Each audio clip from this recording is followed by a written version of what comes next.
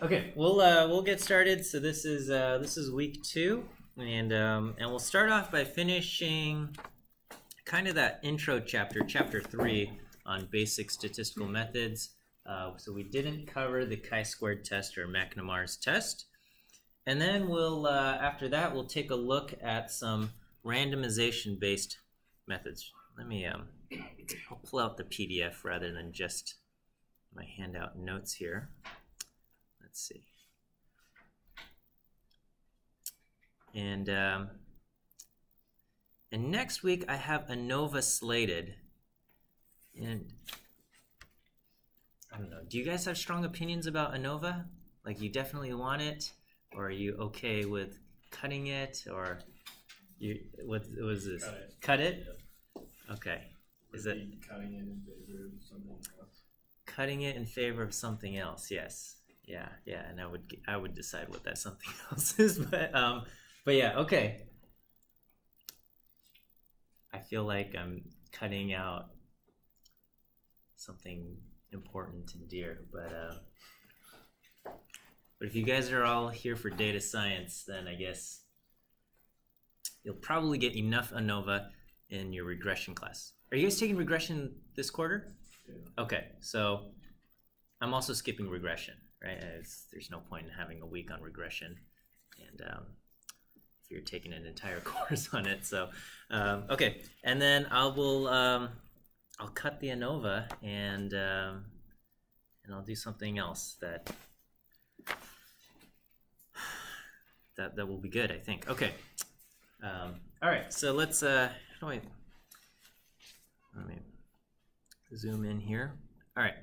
So this is what we've got lined up for today. So just wrapping up some of these traditional methods, and then we'll get into some randomization-based methods. And there's not a whole lot of overlap between this book and the other and this book, but they both kind of fall under the class of randomization-based methods. So I grouped them together this week. If you object to that grouping, that's okay, but that's what we're doing. So, without further ado, let's just get on with the chi-squared test. Okay, so the chi-squared test we use for categorical data. You got 2 categorical variables, and you want to know, is there a relationship between these 2 categorical variables? Last week we looked at like the t-test and the Wilcoxon rank sum test. We even looked at like a correlation test, right? So the t-test, those ones you have a numeric variable and a categorical variable, right?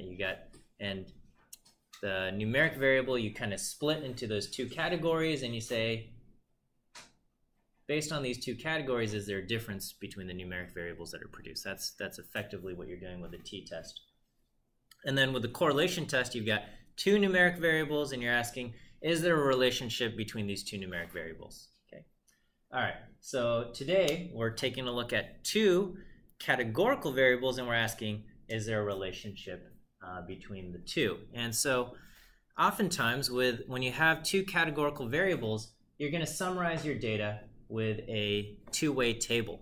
Okay, and that's what we see here. So this is a 2-way table, and it's summarized. And this data comes from the 60s or something, and they were at some chemical plant, and apparently they have steam-driven compressors, and sometimes they experience piston ring failures. I'm not even sure what these compressors do at the chemical plant, but apparently there's enough failures that they're keeping track of these, and compressor C1 experienced 17 failures of the north leg. Apparently they have 3 legs on each of these compressors and whatnot. Meanwhile, compressor C4 experienced 28 failures of the south leg piston ring. Okay, and so the question is are these failures just truly random?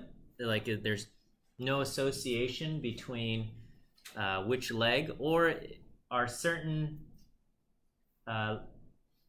legs, the north, center, or south leg, consistently failing more often for certain compressors, right? Like, ideally, all of these compressors are equally good, and so any kind of failure is the same, right? So, or in the independent scenario, you got one categorical variable and it is independent of the other categorical variable. So any observations you have for any intersection of these things is we're not expecting to see any kind of relationship. Okay, so the way we run the chi-squared test is we create a table of expected values. Okay, and the expected value, basically we create we find the sums, the row sums and the column sums, okay, and the grand total, and we say, you know, if they were independent, like if the failure of C1 is independent of the failure of the north leg, then, you know, the total failures for C1 is 46 over 166, and the total failures of the north leg is 53 over 166, and we would expect the intersection of those two things to be a product of those two probabilities, right? Because if events A and B are independent, then the probability of A and B happening together is the probability of A times the probability of B. And so that's what we say. We say we would expect the probabilities of A and B. We just multiply 53 over 166 times 46 over 166. That would be the probability of A times the probability of B. And then to turn it into a count over a total of 166 failures, we just multiply the whole thing by 166. And we get this value, 14.68 something, okay? That's how we get this expected count. And we do that for all of the cells. So we get an expected number of failures if those two categorical variables were independent, okay? And then we compare and we say, okay, how different are the actual observed failures from what we expected, okay? So just in general, it seems like the south leg fails a little bit more often, and, you know, compressor 4 failed the most. Okay, so we expect, you know, south C4 to fail the most. However, under the expected number, we're only expecting 21 and we observed 28. So maybe something's going on here, okay? Or over here, you know, we expected to see, you know, 11 and we saw 17. Meanwhile, we expected to see almost 20 and we saw only 12. And so is the difference between what we actually saw up here and what we expected to see, are those differences significant? Okay, and so basically we just take the difference between these two and we add up those differences, except we don't take the direct difference and add them up. We scale it because, you know, if our expected number is quite low, then any actual count, the difference divided by what we expected would be a little bit off. So we square the numerator, and then we put the expected on the bottom. So anyway, we take the difference between what we saw and what we expected. We add all of those up for everything, and then we check it against the chi-squared distribution, and checking it against that, we get some kind of p-value, all right? And so despite seeing, you know, 28 versus 21 and only 12 versus 20, it says, according to this, it says that from random chance, we could get a chi-squared statistic that is at least as extreme as this or something more extreme. So we've got a chi-squared statistic of 11.7, and it says something like that could happen from random chance alone about 7% of the time. And now we have to choose whether or not to reject the null hypothesis.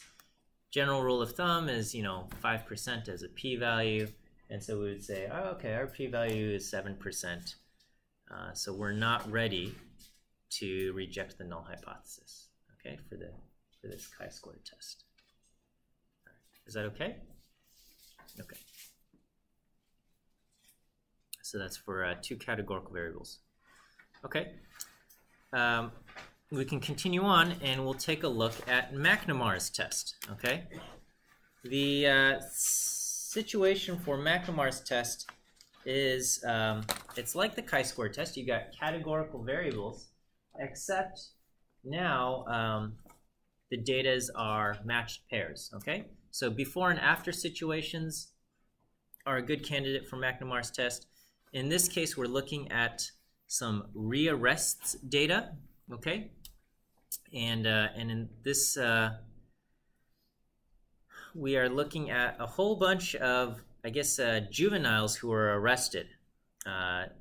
We have 2,097, so, you know, double that. So about 42, almost 4,200 juveniles were arrested. But,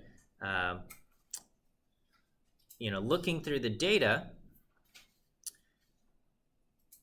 half of them were handled in the juvenile court system, and then half of them were handled in the adult court system, okay, treated as adults. And so the question we're wondering is there a difference between who is rearrested the following year and whether they were processed through the juvenile or adult court system, okay?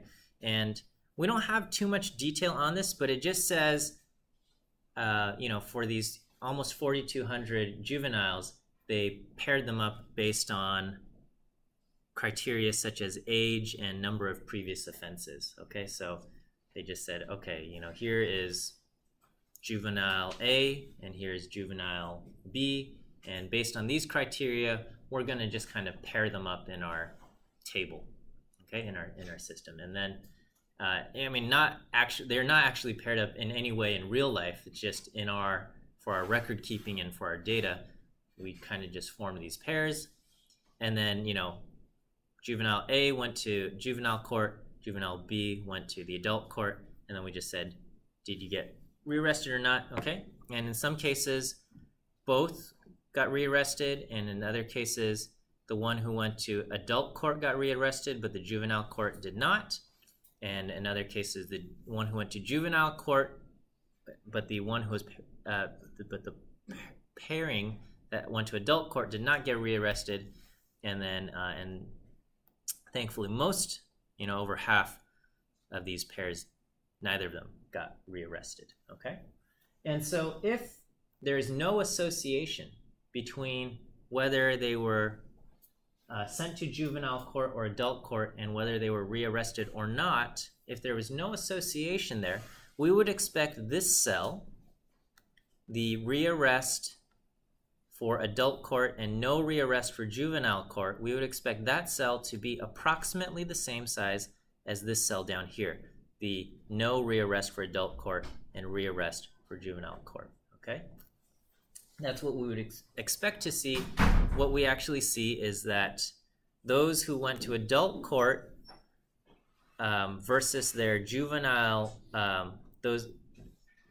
versus their kind of their pairing who went to juvenile court, you know, there were more cases of rearrests for those who went to adult court than there were cases of those who were rearrested for juvenile court, but the one who went to adult court was not. So this is effectively what McNemar's test checks on. It just says, is there a difference? Is the difference here between 515 and 290, is that a significant difference?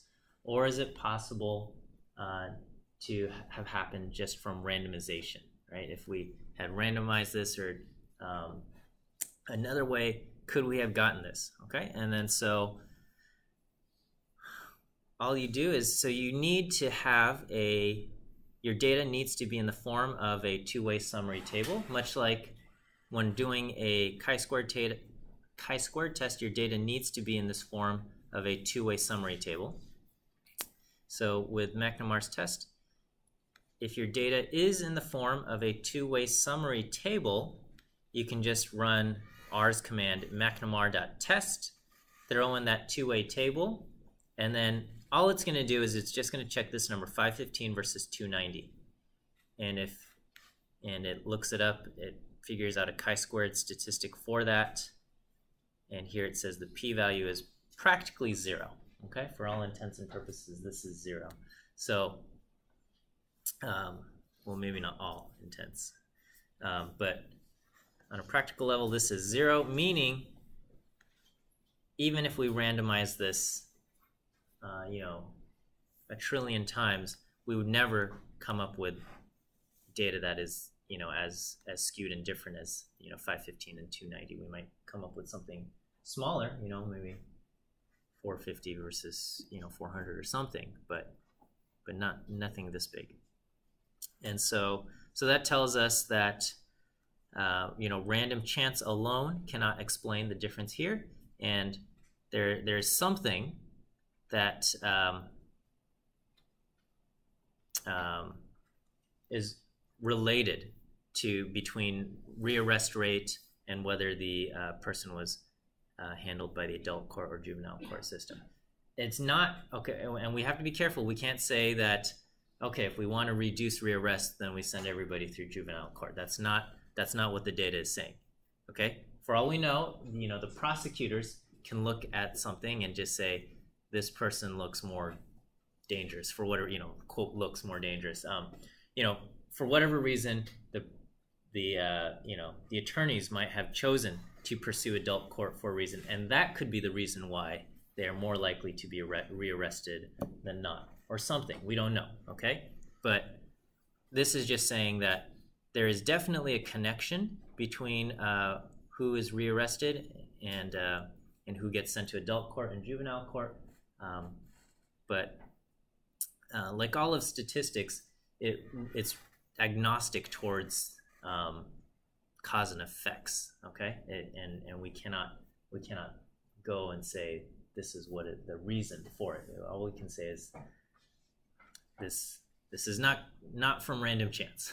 Okay, and it probably requires further study to know exactly what may be issues that are causing this, right? And it gets real complicated, all of these social questions. But yes, so McNemar's test, it requires that you have pairings in the data, and then you classify them that way. Okay. Are there questions on either of these kind of classical traditional test methods that may or may not have been covered in your intro class? We're all good here. Okay, then we will get into resampling methods, okay? And so we'll start off with randomization testing, and then we'll move into cross-validation and then bootstrapping. I kind of have these out of order.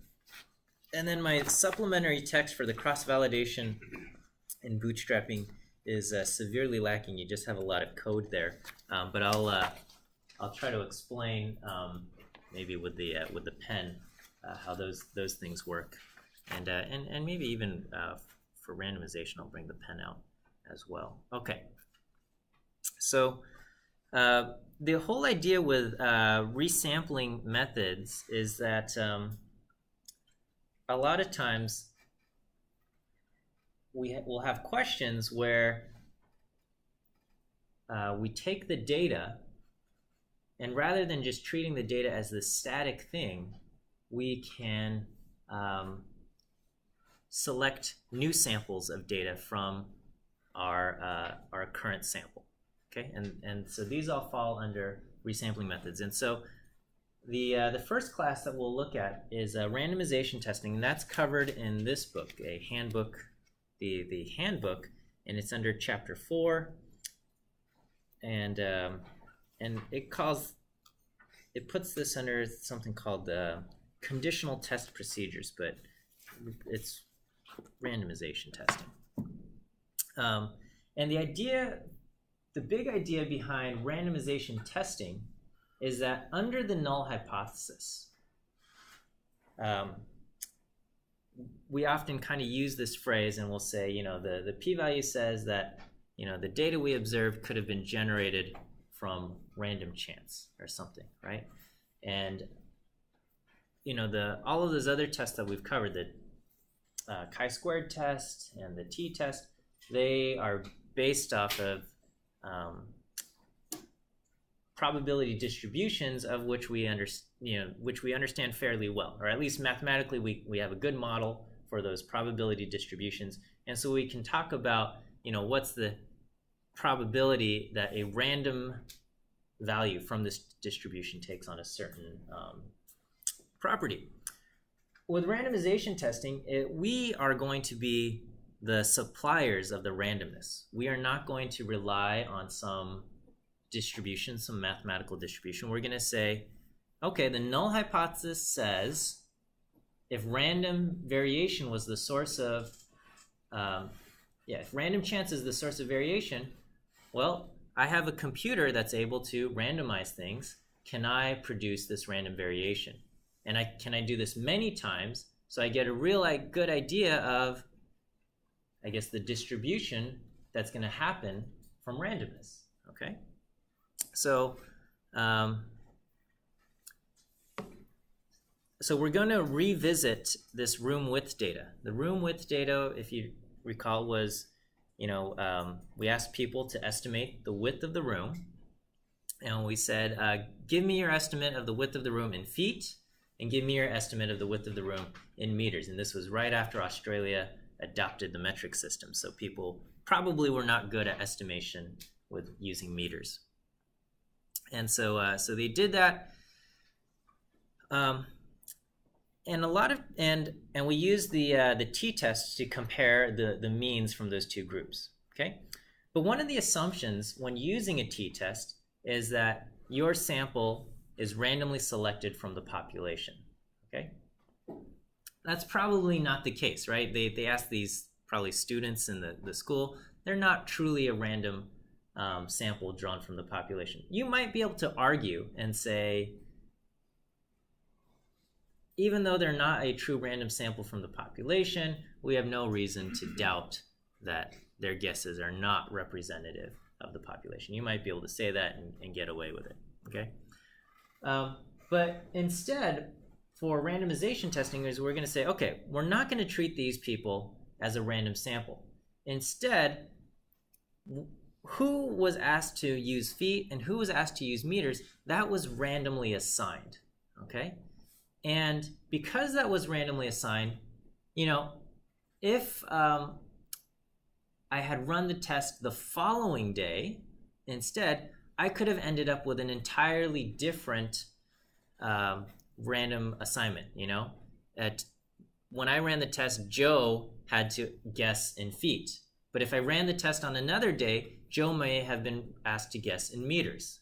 And so with randomization testing, we're going to say that every permutation of that random assignment is equally likely, okay? Or the technical term is that they are exchangeable. Every set of random assignments of who is assigned which treatment is exchangeable with any other permutation, okay?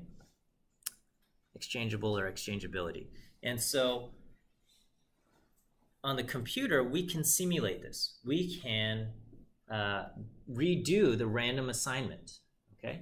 And so what we're going to do is we take the values and we're just going to say, these are the values we observed, but let's detach the labels associated with them. Because if the null hypothesis were true, every possible arrangement of labels, whether it was meters or feet or group A or group B, every possible arrangement is equally likely if the null hypothesis is true, okay? So to run this, maybe I'll go ahead and run this in R.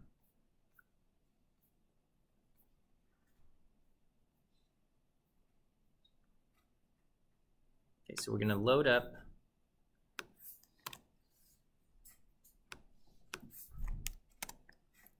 we'll set a random seed. Okay, and we're going to load up our data. Setting a seed, I'll just say a few words here. Whenever you do some kind of random process in R is using its internal random number generator. And they're high quality random number generators. The numbers act and look very much like truly random numbers. However, they are not truly random because they are determined by a computer algorithm. Today, generally, most use the Mersenne twister, but setting a seed just gives it an arbitrary starting point, so that if you give your code to someone else and they want to run this random process, if they use the same seed, they will get the same random values as you did, okay? Whereas if it was truly random, if you gave it to someone else, they could never actually get the exact same values. They'll probably get similar values, but they'll never get the exact same values as you. It's kind of like, have you heard of duplicate bridge?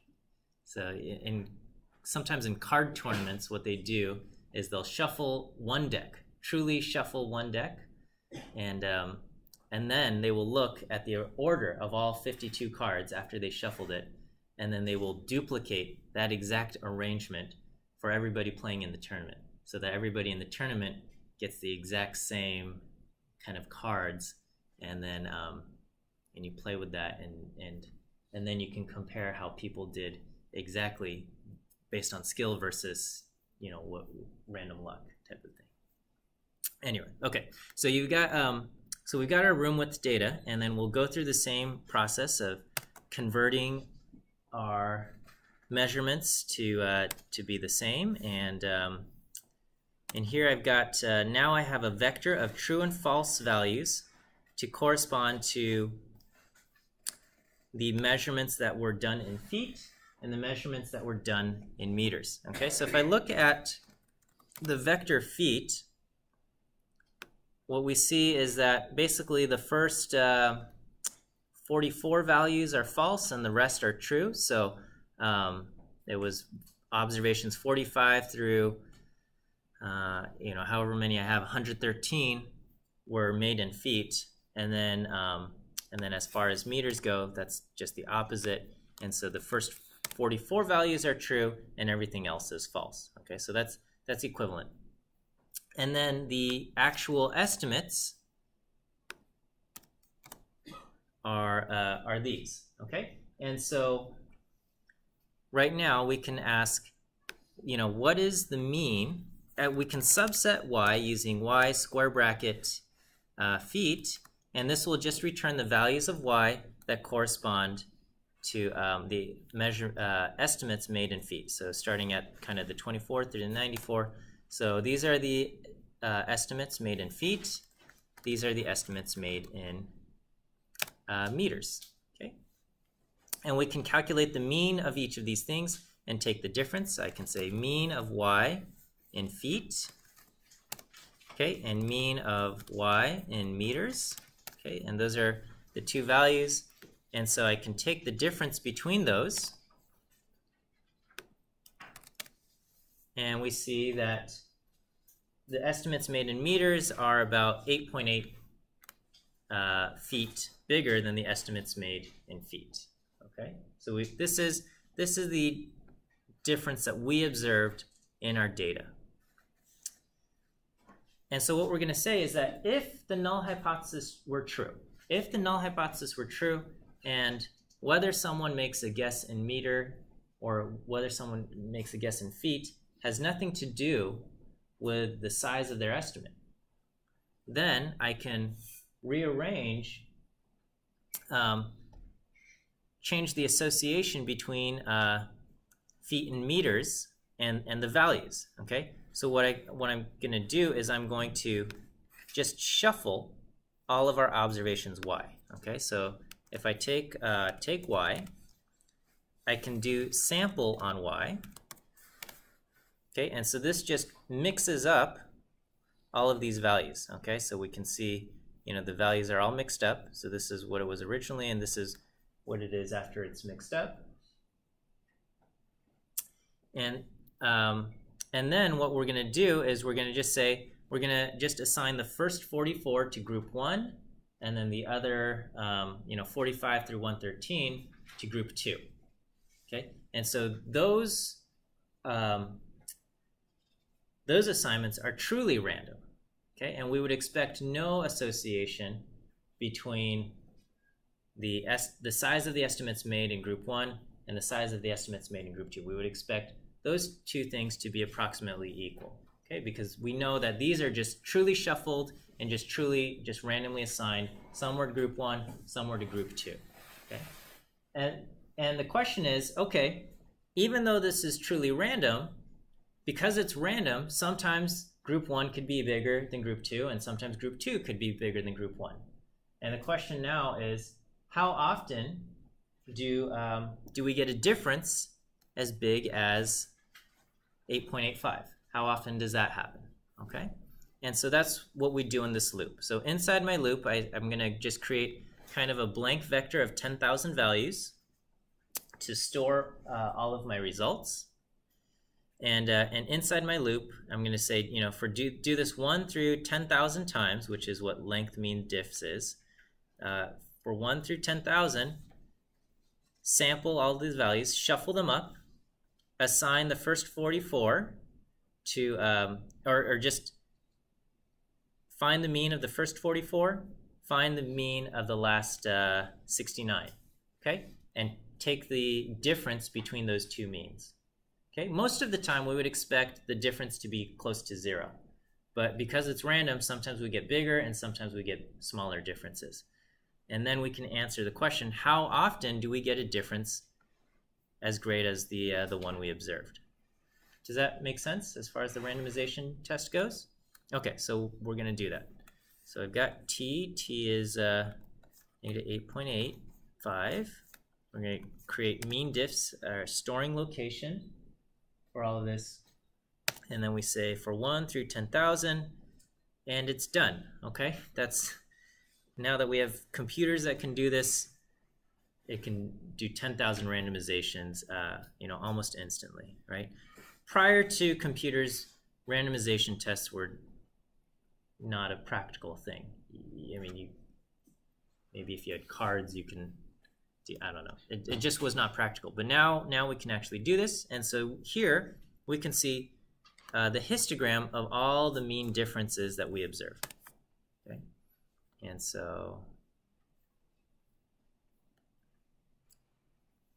so these are the kinds of differences that we observed between the two groups from random chance alone. Most of the time, as we expected, when we just shuffled them up and put some in group 1 and some in group 2, most of the time the differences between the means are close to 0. But indeed, sometimes we get values, negative 10 or more. Sometimes we get values, 10 or more. Not very often, but it did happen.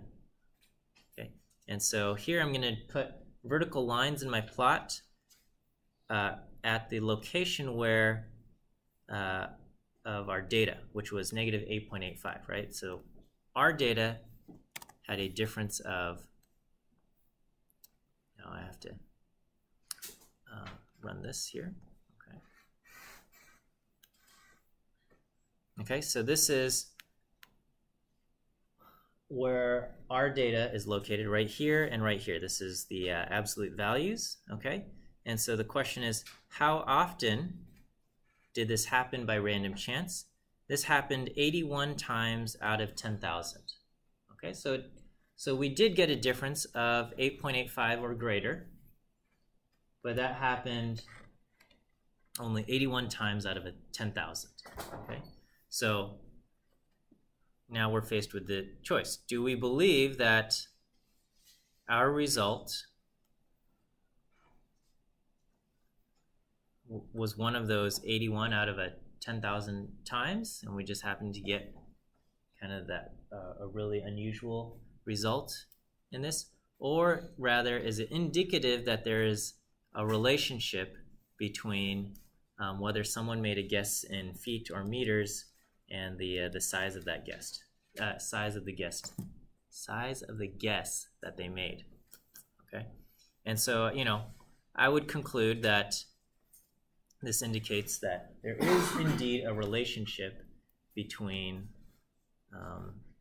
whether they had to use feet or meters and how big their guess was.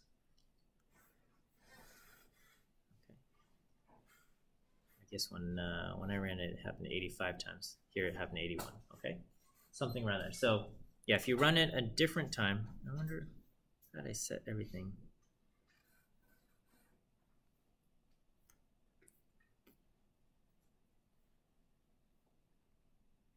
Okay, 81. Did I write? Did it happen 85 or 81 times in your handout? Oh, 81, and I wrote 85. Okay.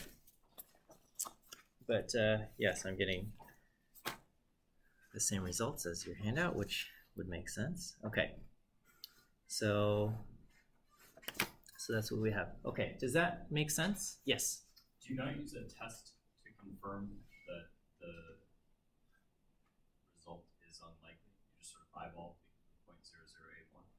0.0081? 0.0081 is our p-value in this case. Okay. So the p-value is the probability of getting the results that we observed or something more extreme. Okay, and so in this case, it's not an exact p-value; it's an empirical p-value because we're estimating the probability by performing something 10,000 times and seeing how often it happened. It happened in our case 81 times out of 10,000. Therefore, my probability is 81 over 10,000 or 0.0081. So you're just letting this act like a normal distribution.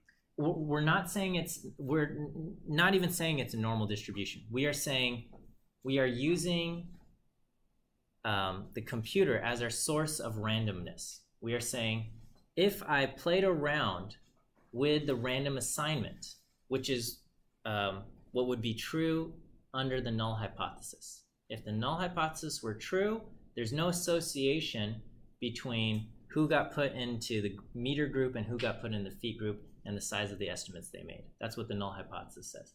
And so if the null hypothesis were true, then every other possible arrangement of values is equally valid because the null hypothesis says what I got could have just been a result of randomness.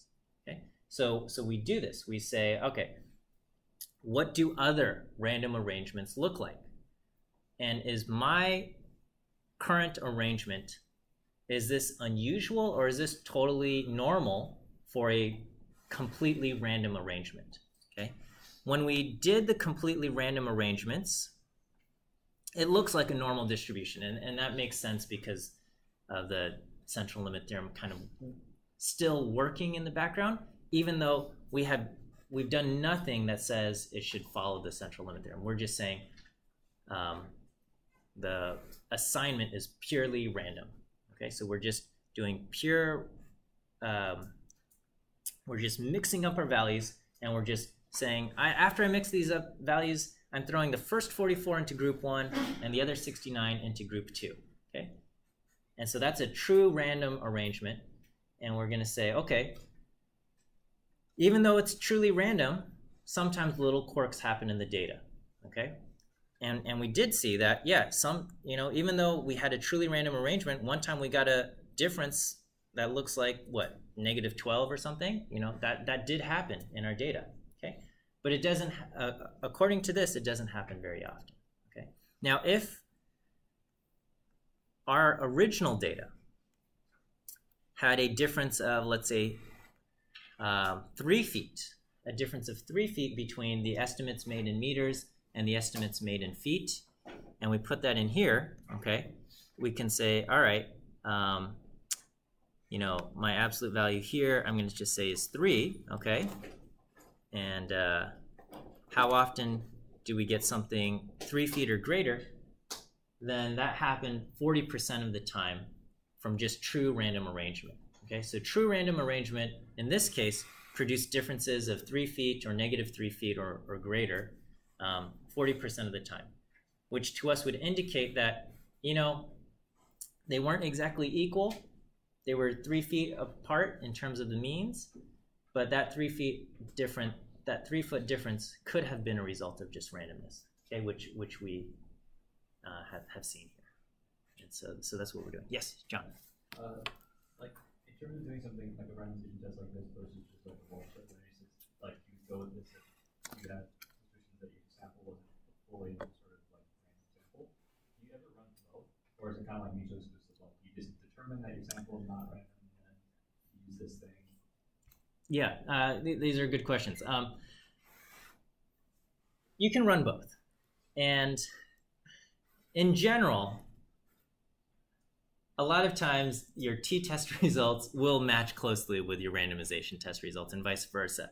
And that's just kind of because of like the central limit theorem is really this powerful thing that does this phenomenon happens.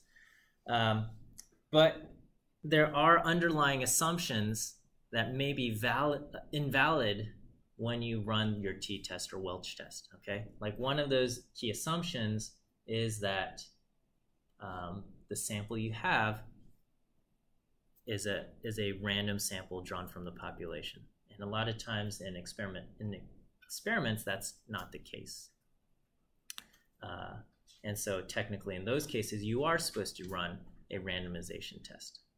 However, because the central limit theorem just pops up mathematically in all of these different locations, even though we violated one of those assumptions, it turns out, you know, the random assignment kind of takes care of that part in mathematically, and so oftentimes our results do align closely with what we see in a Welch test. Yeah. So for the sample, then when you're taking all the tons of different samples, Yes. is the point in that to or like I guess in any random sample, like if you did this sort of method, are you trying to get rid of like completely the effects of like one of the variables or your predictor variable, or like so like we have like two, like a categorical variable that's meters or feet, and we convert it over and then we get rid of the we convert it over and then by random sampling it, we're comparing, like we could be comparing meter against meter or feet against feet. And is the point of that to like completely get rid of the categorical variable in that case? The fact that I'm doing 10,000 or No. Oh wait. I guess what I mean is that So this meter and feet thing, that's just what happened to be the example in this thing. And what it is all you're doing is during the randomization test, you're just going to assign things to group 1 and group 2 at random. But to kind of simulate what happened in the thing is you're going to just assign basically the same size to group 1 that was group 1 size in the original data, and the same size to group 2 that was group 2's original data, right? So in our original data, 44 were assigned to the meter group and 69 were assigned to the feet group, okay? When I'm redoing this sampling, I don't have to call it feet and meters. I can call it A and B. I can call it whatever I want. I just need to put 44 into group 1, 69 into group 2, purely at random. And then we're going to just study what kind of differences do we get from pure random assignment, okay? And what we might find is that pure random assignment does produce differences that are all over the place. Or what we saw in this case was that pure random assignment doesn't really produce these differences very often, okay? And so that's why we come to the conclusion that our difference of 8.85 is unusual enough for us to say, I don't think it was from randomness. Does that help? yes. Yes? Okay. So yeah, we're not, the fact that it was feet and meters, that is, I think, less important as far as the... All I meant was like in this case, you're getting rid of like, if you're using what, like you're getting rid of like you're getting rid of like categories, like how we're separating them. And so like, you're still doing like, you're getting rid of like the thing that separates them and randomly sampling based on the entire thing. Mm-hmm. And so if you're doing this like on a non-categorical variable or something like that, would it just be like a similar, like you're just trying to suppress the effects of like it? Does that make sense? Like if I had two numeric variables? Yeah. Yeah, you could scramble them and then do and just check if the correlation between your scrambled values end up more or less scrambled than more stronger or weaker than what you observed. Yeah. So yeah, we're basically just, we're breaking the link between the number recorded and the other variable, in this case a categorical one, and we're just scrambling them up. If in this case I scrambled the observations y, if somebody else wanted to scramble the assignments, they could have done that also. Okay,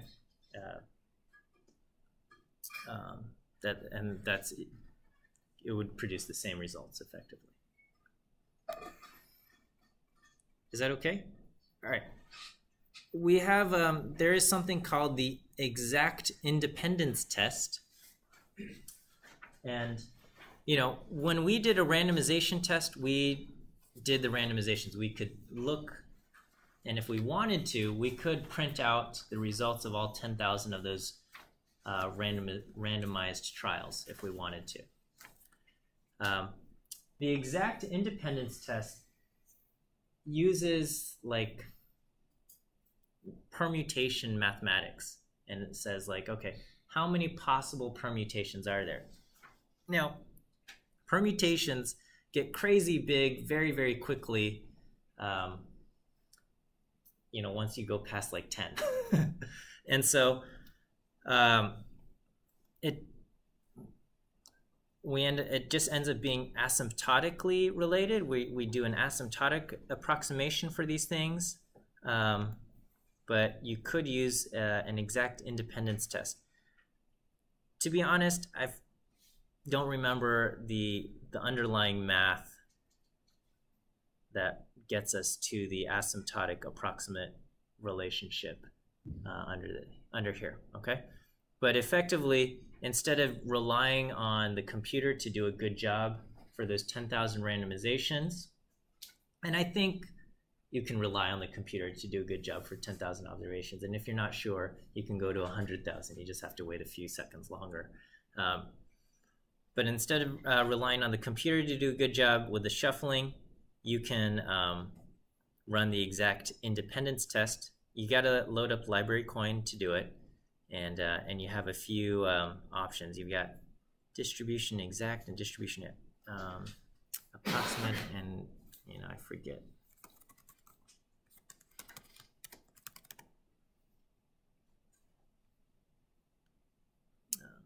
Something, okay? And they do all produce pretty small p-values. These ones are, and they're all kind of on the order of what we got when we did our randomizations, right? When we did our randomizations, we had 81 out of 10,000, and this is so 0.0081. So these are all very, very close. They're you know, on that same order. This one's 1%, so it's a little bit larger than everything else, but for everything else is pretty small there. Okay. And then we have the non-parametric equivalent of all those exact tests, okay? And so you have the Wilcoxon test, and you can use kind of distribution exact. And again, these are based on the permutations of all of those things. And oh yeah, these also require Library Coin, okay?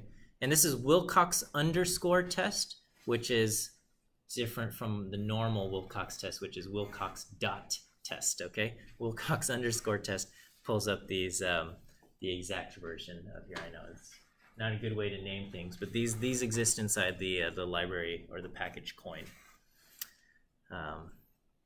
And so that's what we get. And again, because Wilcoxon tests are non-parametric, not using the exact values, they are generally less powerful, and so the corresponding p-values from these tests will generally be a little bit larger, and thus, you know, will require more of a difference in our evidence to guess that. Okay. Is that okay for the all these randomization tests on the room width data? Okay.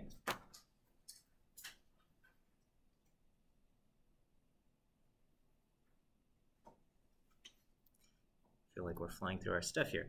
Okay, let's take a look at some categorical data. Okay, so this is kind of like the chi-squared test, but we can do a randomization test here. Okay, and so this data is a bit morbid, but this is what the book brings up, and so apparently when they did this study, they had somebody was studying jeering behavior for people threatening suicides. And so there'd be instances where someone's up on a high building, and then there'd be a crowd below, and instead of saying like, no, don't jump, save life is worth living for, there'd be sometimes the crowd would jeer and say, do it, or something like that. And apparently in the year that they studied, there were 21 kind of suicide attempts or threatened suicides from these buildings, and then and baiting behavior happened in about half of these instances. Okay, and the researcher hypothesized that baiting behavior is more likely to happen during the summer months in June through September than the cooler months, October through May. And when we look at the data and we summarize this, it sure kind of looks that way, right? So during the there were 12 kind of suicide threats during the warm months, and of those 12, 8 of them, the crowds were kind of jeering and baiting the person high up in the building. And so that's a proportion of about 66, 67%, 2/3. And then when you look at the October through May, there were 9 kind of threatened suicides, and baiting happened in 2 out of those. So that's a proportion of about 22%. Okay, and so the difference between those two proportions is 44%. Okay, and if we were in high school, we would say 66 is much bigger than 22. That's a 44 percentage point difference. Definitely, baiting is more likely to happen in those summer months than the cooler months. Okay, we'd probably say that in high school. And but we're in a statistics course, and so we have to say, could the differences that we see here, could this be just a result of random chance? Right? And we can't use a chi-squared test, because one of the keys for the chi-squared test is that the expected number, the expected count, needs to be bigger than 5 for all of the cells. And if we did this, and if we looked at kind of the expected count for each of these, the cells would be a little bit under 5. We'd have like an expected count of around 4 for a lot of these cells, okay? And the reason why the chi-squared distribution works, believe it or not, is that there's a central limit theorem going on underneath it all. And basically, when you have a sample this big, you don't have the conditions to use the central limit theorem are not met. Okay, and so this is kind of a perfect case for using the randomization test. And so here we're going to use the randomization test for categorical data. Okay, does kind of the setup make sense here as far as what we're doing? What we observe is that in the summer months, baiting happened around 67%, and in the cool months, the non-summer months, the jeering behavior, baiting behavior happened only about 22%. And so we observe a difference in proportions of about 44 percentage points. Okay, and we want to know, is that 44 percentage point difference, could that be just kind of a side effect of random chance? Okay. And so in order to do the randomization test, we have to recreate our data frame of data, because when we look at the data, all we have is the two-way summary table, okay? And in fact, the two-way summary table just has the 4 inner cells and if you want the sums, you use the command add margins. Okay, so we just have kind of this inner cells of 8, 2, 4, 7. So to reproduce this data, I'm using the function repeat. Okay, so I say repeat June 12 times and repeat October 9 times. Okay, because that's how often they occur in our data. We had June through September a total of 12 times, and October through May a total of 9 times. And then we're going to say bait 8 times and no 4 to kind of correspond to those values, and then 2, repeat bait twice and repeat no 7 times to kind of correspond with these. And so when I run these commands, I can create a new data frame, and my resulting data frame will look like this. Okay, so I have got total of 21 rows, and we can see June, June, June, bait, and then June, June, June, no, no, no, and then October with bait, bait, and then October, no, no, no, no, no. Okay, and then if I can just table my my data frame here, and this table matches exactly what we have inside here. Just run this. So that's what I have there. Okay, so I've got this, and then so I've recreated the data in my data frame suicides. Okay, and what we're going to do is I'm going to do 10,000 repetitions, and for every repetition, what I will do is I'm going to just mix up these labels. Okay, so basically I'm still going to say the first 12 we're going to throw into group 1, which we call June, and then this back 9 we'll throw into group 2, which we'll call October. But whether they exhibited baiting behavior or non-baiting behavior, we are going to scramble that up.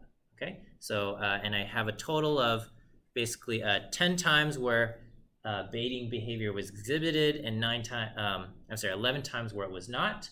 We just scramble up those occasions, and we just deal out the first 12 into group 1 and the other 9 into group 2. Okay, and that's what I'm doing. I'm saying sample the baiting behaviors, and then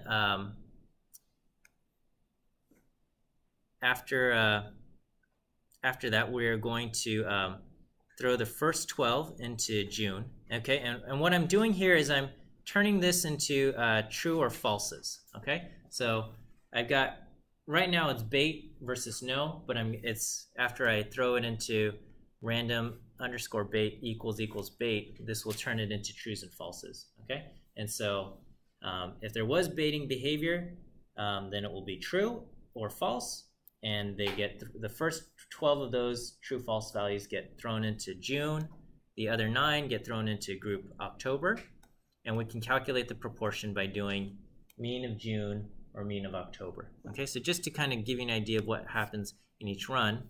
So right now, bait looks like this. I've got a bunch of yeses and nos, and then I sample this. So I get random underscore bait. Okay, so this is now that it's scrambled. We're going to throw the first 12 into group 1 and then the other 9 into group 2. Okay, but we're going to just do random bait equals bait. Okay, and so we're going to throw the first 12 true false values into group 1. So I just take this. We're going to take the first 12. Okay, and that goes into group 1, and then later on I can take the mean of this thing, and after scrambling it, I had a total of 4 true values, okay, in here.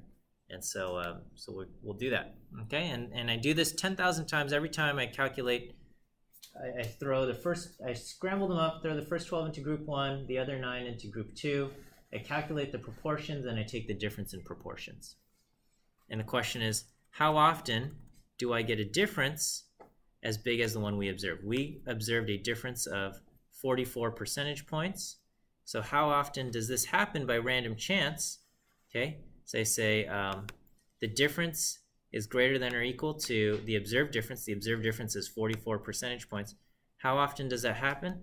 That happens about 5% of the time, a little over 5% of the time. Okay, we did this 10,000 times, and it happened 545 times out of 10,000. So now we have to make a choice. Do we think this could, do we think what we observed here, this difference of 44 percentage points, is that indicative of something that baiting behavior is definitely associated with the warm months, or could it also be a result of random chance? And it turns out it could be a result of random chance about 5% of the time, and that's right around that significance level. A lot of times we use the significance level of 5%, and if we're strict about using a significance level of 5%, then we would say we're not ready to make that conclusion. Okay, but you know, maybe you know, maybe the false negative is worse than the false positive. In this case, maybe we can help, I don't know, prevent baiting behavior. And I don't know if there's a connection between baiting behavior and whether someone actually jumps or not. Maybe that can be you know, prevented or whatnot, even if there's not truly a connection. Okay, this is for a directional alternative, which is what we used because the researcher suspected that summer months would be higher. Okay, so we're not interested if the opposite were true, if the summer months were lower. But if we were interested in doing something like that, a two-sided test, you would check for the absolute differences, absolute values of the differences of what you observed. Okay, so that's what we have. We got a p-value of right around 5%. So again, the randomization test, the process is the same. We randomize the data, and then we just, after shuffling the data, we assign some to group 1 and some to group 2, and then we calculate the difference between those two groups. And this allows us to run hypothesis tests despite not being able to do a proper chi-squared test because of you know, a sample size that's too small. Okay. And then we have Fisher's exact test. Fisher's exact test is similar to the chi-squared test, and it's similar to the randomization test, except we can use it when we have small values, so that's unlike the chi-squared test, and we're not doing any randomization, we're doing actual permutations of the data, or I should say we're not doing the permutations, we are basing our calculations off of the actual permutations, and we say, okay, how many possible permutations are there? And we do the calculation. And so in this case, the command is just simple fisher.test. You give it a two-way contingency table, which is how our data was originally formed.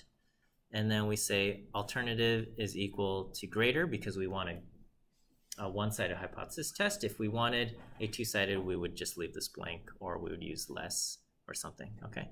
And when we run that, we get a p-value of 0.05632, which matches very, very closely to what we observed when we did our randomization test.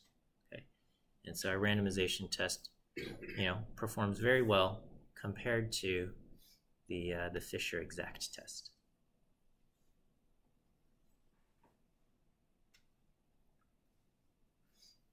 Okay, and so same conclusion that, you know, randomness alone could produce similar results with a probability of around 5 or 6%. And so we as the researcher would then have to make a judgment call, all right, about whether or not we want to say there is a connection between which month we're in and whether or not we see baiting behavior for people threatening suicides. Okay. Yes, question. If we had a larger sample size and ran the Fisher's exact test, Mm-hmm. would it come closer to the chi-square test? Yes, yeah. The for larger, so For larger frequency? yeah, for larger things, the chi-square test is asymptotic to Fisher's exact test. So Fisher's exact test and the chi-square test match asymptotically as these things get bigger. Again, I forget the math that proves all of this to be the case. But generally, when you have big sample size, Fisher's test gets computationally heavy because there's a lot of factorials going on in those things. And so, we just tell the computer to do stuff and it does it. And in fact, when it gets to be the number gets too big, it takes approximations anyway. Okay. But yeah, if I did Fisher's exact test for a larger data set, it would match very closely to the chi-squared test. Yeah. So if the computational power is not an issue, technically you could just run the Fisher's exact test all the time. Without running the chi-square test. Because it'll count for all. Yeah, let me think about why we don't do that. Because generally we would use the chi-squared test. That's I don't know. Maybe that's just from tradition. I don't know. But that is a good question. Yeah, because computationally the computer ends up just kind of cheating for these really big numbers. I don't know. Yeah, I guess we could. Let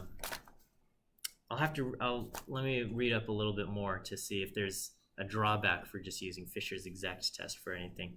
Yeah, the rule of thumb though is if you can use chi-squared, use chi-squared, and then in those cases where you have small cell counts, then you can use Fisher's. That's when you use Fisher's exact test. But maybe that's because people were doing things by hand. I don't know. I'll look into that. Okay. Any other questions? Looking at the clock, I feel like now is a good time to take a short break. Like we'll say 10 minutes, and then we'll come back and we'll do cross-validation and bootstrap. Okay.